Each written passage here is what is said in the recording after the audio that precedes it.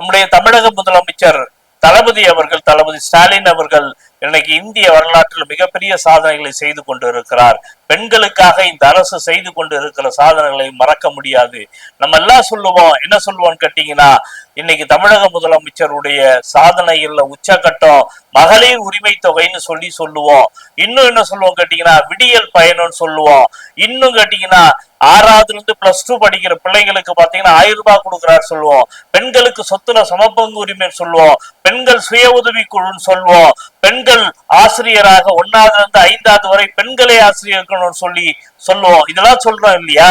நான் உங்களை கேட்கிறேன், இந்தியாவில எத்தனை பெண் முதலமைச்சர்கள் ஆண்டு இருக்கிறார்கள்? டெல்லியில ஷீலா தீட்சித் ஆண்டு இருக்கிறாங்க. இன்னும் கேட்டீங்கன்னா சுஷ்மா ஸ்வராஜ் டெல்லி ஆண்டு இருக்கிறாங்க. அந்த பெண் முதலமைச்சர்கள் செய்யவில்லை.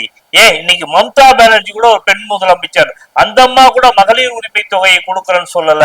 மாயாவதி உத்தரப்பிரதேசத்துல ஆண்டு இருக்கிறாங்க.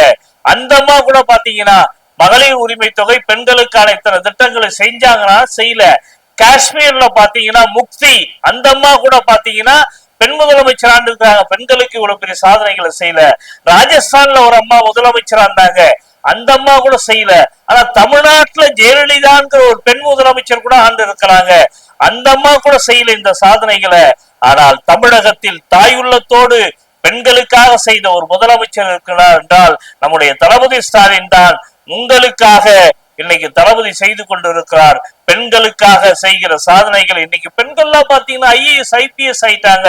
இன்னைக்கு பெண்கள் எல்லாம் பாத்தீங்கன்னா அரசியல் மட்டும் இல்ல, இன்னைக்கு அரசியல் அதிகாரத்துக்கு மட்டும் இல்ல, இன்னைக்கு பெண் அதிகாரிகளாக உயர்ந்து இருக்கிறார்கள்.